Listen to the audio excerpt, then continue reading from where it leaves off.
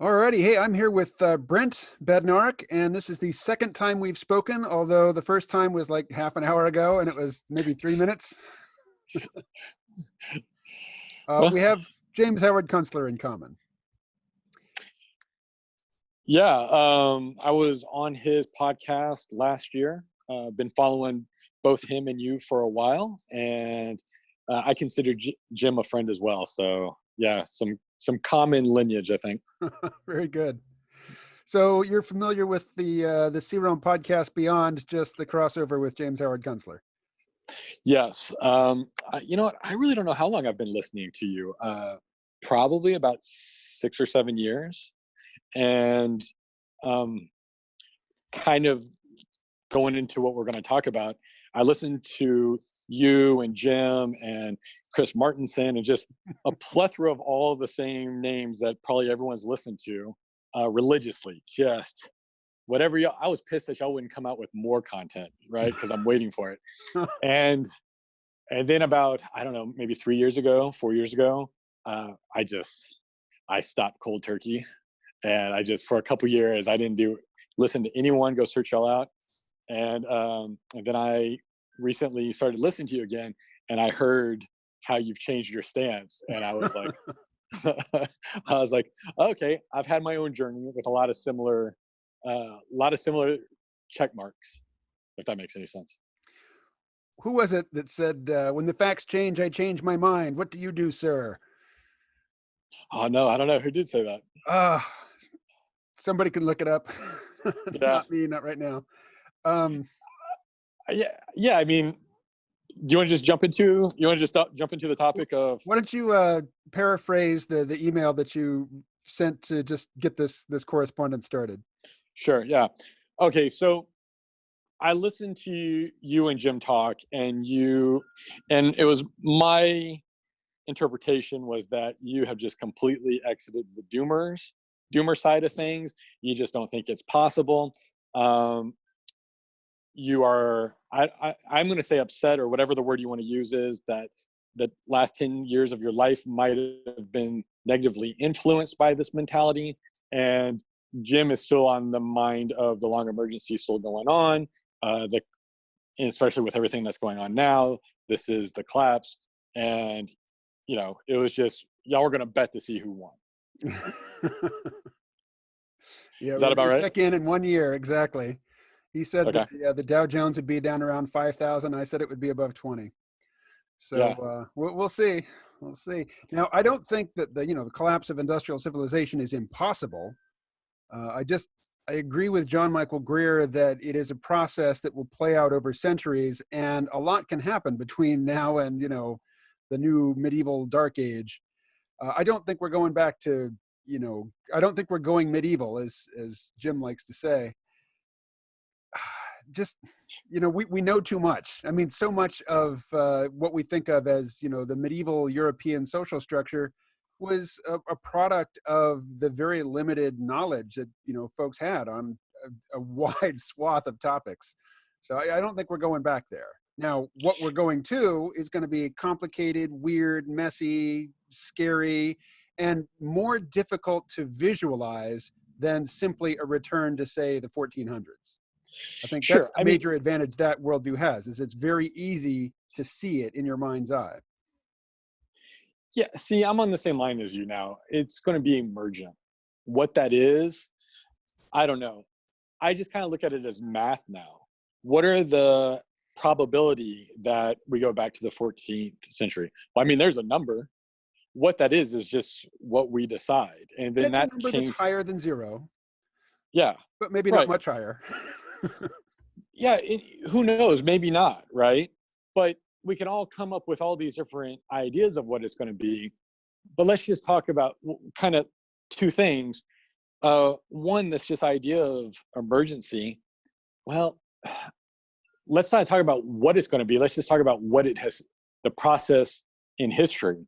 In history, it kind of shows that it's chaotic, painful, right? Last a long time, can last a long time, right? Yep. And yeah, do I think that our technology is just going to poof and go away and never be used again. No, I don't. But I think more of in time. I think more of in time of like, okay, today we're going to go through a trough. Now, how deep is that trough and how long does that trough last? And that's where, so now let's go to the second thing, which is just our mindsets. And I think this is, for the last 10 years, this mindset of, oh, this is going to happen for sure. It's right around the corner. And whatever theme you particularly enjoyed thinking about it, whether it was zombies, my particular brand was one, a financial collapse, or two, an EMP. Like I thought it was not only from, the Russians or the Czech, whoever, but just from a solar flare. I was like, these I think are actually probable. So that's where my doomer mentality came from. And then that doomer mentality, man, what did it do to my life, both good and bad? And that's what I emailed you the other day, where it was, my sense of you is, well, it's really just my sense, because I'm just projecting what I feel onto you, and that is, you lost 10 years. The most blunt way to put it, because I feel like there's definitely a time that I felt like I lost 10 years of my life with the mentality of being a doomer and not, hey, this system's great, all puppy dogs and ice cream, keep that corporate job, get that picket white fence, the 401k, and I'm going to have the same life that my mother and my father and my grandparents had. And I never thought that was a possibility. So I made a lot of decisions in my life that where I think you and I are on the same page of a possible wasting of 10 years. Is that right? Well, those 10 years happened and experiences accumulated and I made contacts and, it wasn't entirely wasted. But for me, the tragedy of my doomer phase was that it came at exactly the wrong time. It made me seem absolutely insane to my now ex-wife. And I basically didn't get to live with my kids as they were growing up. That's what it cost me. That's a big cost. Yeah. Yeah. I mean, just career and financial stuff. I've always been kind of a career suicide guy anyway. Give me a good corporate job and I will burn out very quickly and quit in a huff. Very quickly means 2 years. That's about my usual span. Hey, if we're not the same, we rhyme. So yeah. And I wonder if that doomer mentality magnified that. Right? I think so I've got a deep-seated anti-authoritarian streak, probably genetic. And that puts me in a bad position, with regard to employers. Hey, all we've revealed about you so far is that you know who I am and you know who Jim Kunstler is and you know who Chris Martenson and probably John Michael Greer and Dmitry Orlov, all those names. But who are you? Love it. Who are you and what are you about and how'd you get to what you're doing and what are the salient details? Sure. I guess trying to figure out the starting point is always tough for me, but I think my best thing is when I got into the military. I got in at 26 and I became an officer in the Army. And why I say that is because when you go through officer candidate school, you're eligible for a $25,000 loan from USAA for like 0% or something incredibly small. So I had a college degree. I thought I was a little bit smarter than the average Joe. So I took that 25 and I went to Edward Jones, and I put $25,000 in the market. I took whatever advice she gave me. What year was that? 2007. Right. So I'm like, I was like, man, I'll get a little bit of interest. Everyone seems to be killing this. Everyone's telling me to do it. So even if I make 2%, I'll be up 2% because I'm paying 0 interest on this loan. Like, that's all I knew. And I got deployed in all of 2008. I went to Afghanistan, and I just watched that 25,000 do this and then all the way down. And I got back to my next duty station in the beginning of 2009, and it was in Hawaii. And it was just house after house after house foreclosed on out there. And it was a big problem with the military because people would buy homes, they'd get transferred 3 years and they were making money, but these mortgages were huge, 400,000, 500,000. And all of a sudden the price started dropping that these military guys couldn't sell their home. And they're sitting there telling the army, like, I'm going to go bankrupt. I can't leave. So what I'm doing is I'm telling you how my doomer mentality started coming up. So that's where it all started. I learned everything about gold. I started investing in precious metals and silvers and guns and bullets and all that kind of stuff. Like, I was starting to prep, and I was a military guy, so I was prepping in the way that I knew how to prep. Mm-hmm. Spent 7 years, 2 deployments in the military. My last tour was 12-13. I was on an SFAT, and you were on what? SFAT, Security Forces Advise and Assist Team, and what it was us training the Afghans to be a professional military. So we were advisors. So me and 3 other guys went out with 30 Afghans every day, advising, being the liaison between the ANA, that's the Afghan National Army, the Afghan Border Patrol, like all different levels of their military and police. And we were a coordination center. So I did that, and that's just a rough job. Our battalion and brigade commanders, they wanted to run missions, which, hey, if I was them, so would I. You know, the president had this idea that we were just going to be advised teams, and that's no direct action. But if you're a lieutenant colonel and you want to be a colonel, if you're a colonel, if you want to be a general, you got to kind of make a name for yourself. You got to do something. You got to do something. Yep. And after that deployment, I got home and I was like, you guys are cool, but you ain't that cool. And I left. I also had this fear of financial collapse because I'm watching what's going on with the banks. I'm watching what's going on with, QE1, QE2, TARP, Clash for Clunkers, all these different things. Like, I had the Ron Paul mentality at that point, libertarian, like, you got, finances to me is kind of simple. I know there's a government accounting and everything, but that was shenanigans. Those shenanigans, and we should just call it what it is, shenanigans. And I was just like, oh, they're not gonna be able to do it. We're in the eye of the storm, and I thought that eye of the storm was going to be 2-3 years, and now comes back full circle. It turned out to be 10. But after I got out of the military, I went to work for Ernst Young in New York City.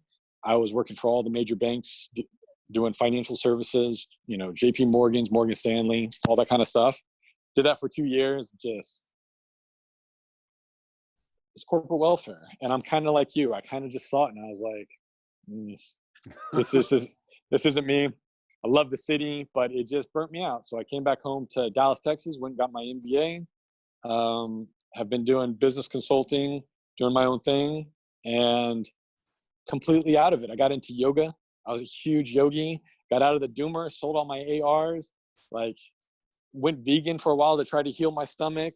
So then I got into all types of organisms and soil. I became a huge fan of just soil and learning about it. And that's what I'm kind of doing now. And, but I was doing business consulting in Fort Worth, loving my life, making decent amount, doing yoga, had a girlfriend, and completely out of the mindset until about 2 years ago when I started watching society collapse with what I consider this like kind of disease of the mind with the social justice warrior.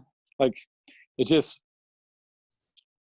pulled me back into the politic realm. And then through that, I started seeing what was going on. And now the last 3 months, man, I'm right back into the doomer lifestyle. So, that's kind of me right now. I've got some plans where I'm at in a small town in Oklahoma because I left Fort Worth. I got out of there 3 weeks ago. I'm not going to be in a major city. I'm just not. It doesn't seem like a good idea to me right now. Right. So I'm in Durant, talking to my MBA guys in Fort Worth and my Army buddies all over the country who are working at major corporations and getting ready for that emergency that's coming. And, I just think this one's going to hurt. All right. Well, you are starting to toy around with vlogging as well. So I was watching a nearly an hour-long sort of unscripted ramble, and something that you said in it, repeatedly was that right now everything is in play. Stuff that wasn't possible a year ago and won't be possible a year from now is possible right now. And that's me elaborating on what you said. What you said is everything is in play. So let you elaborate on that. Yeah, that kind of stream of consciousness video I put out there for family and friends. Yeah, I just got to the conclusion. I fast forwarded, 3 weeks ago when the whole supply chain things really started coming out and the disease, you started to see what was coming. I extrapolated a couple years, and what I see is what I consider the world is in play on an economic front, on a societal front, on a geopolitical front. And what I say is not only has the United States never been more vulnerable, the world has never been more vulnerable. And why I say that is it seems to me in history when debt gets too big, or really not even debt, let's just say when resources start getting restrained from big countries, a leader has one of two options. One, they take responsibility and they try to dig themselves out, or two, they refocus people's anger onto an enemy, and they go and have a war for resources, and to the victor goes the spoil. Debts get erased for the winner. Just kind of what happened for us in World War II. We weren't in a good spot after the Depression. It lasted 15 years. And a lot of people say that the economy of the United States got better because of World War II. That's partially right. The economy of the United States got better because of World War II, and we won it. And we got to remember that. So what's in play right now? Every major country with a major military has options, and they've all got their own versions of Henry Kissinger's. They probably have 10 of them, and they're looking at the chessboard. So my girlfriend's from Italy, and her family's in a small town. They're doing fine, right? They got their own garden. They got a place on the countryside. It's great. Her brother's in Rome. Her brother's locked down. He can't get to the country. He'd love to be able to. He waited too long. All right. The European Union is in a lot of trouble, I think. I mean, I think we can look at the tea leaves and go, they're going to have some struggles. They've closed down the borders between each other. Italy is remembering this, right? France did the same thing. Everyone's each for themselves. Well, they don't have a unified military. Well, if I'm Russia, maybe I've got a neighbor right there that has potentially a lot of wealth that I can scoop in and get them pretty quickly with not much effort. I mean, the Germans don't have a standing army. The UK might a little bit. The EU, what does the EU have? And America, we might be able to go help, but we got our own problems right now. The world has never been more vulnerable. Maybe we do a preemptive strike and make Europe a colony of us just to protect them. That sounds incredibly crazy. I told that to my Italian girlfriend. She's like, I'd rather be a colony of the United States than of Russia. And that's her immediate response. And I can hear the war drums from our side. Go read the comments of people. You're starting to hear China over and over again. Whose fault is this? China's. Right? You're starting to hear the newscasters blaming China a little bit more each day. And all that is to me is in the background, those war drums. And I mean, I'm kind of a follower of Jordan Peterson, right? I kind of like that idea of responsibility. But what helped me understand this world was when he talked about IQs, and there's actually a uniform distribution and what that means mathematically. And you understand what people's cognitive levels are. And you understand that some of these high concepts have to get filtered over and over, and it's got to be dumbed down, but not really. And I'm not saying that as an insulting way, but it just has to get consumable. And when the mass of people, the crowd, the zombies, the herd, whatever, when the mass of people go, well, this is China's fault that I'm hungry, that I don't get my stuff from Walmart, that life has become more difficult, right? Well, we got 12 carriers. We got lots of dudes in uniforms with lots of guns. I'm not even saying we're wrong to do it, but that's what I can see happening. And anything is possible. You and Jim were talking about the Dow being 5,000 or 20,000 in a year. I say look at a map today and then look at a map in a year. And I would put a lot of money that something's going to change. I was watching the news last night in Hungary. He just got that he has unlimited power for as long as he wants, dictatorship for the coronavirus. I mean, hey, maybe he's legit about that, but power corrupts, right? And if they get pissed, he's going to go. There's some country, I would guess, around him that he can go get pretty quick. And now you hear what I'm saying? Like, so much can change. You're talking about the Dow. I'm talking about the map. Yeah, my suspicion is the map won't change that much in the next year. I think over the next 10, 15, 20 years, I think there's a more than negligible chance that China is going to break up into a few different regional powers because they don't have the geographical advantages that, the United States has.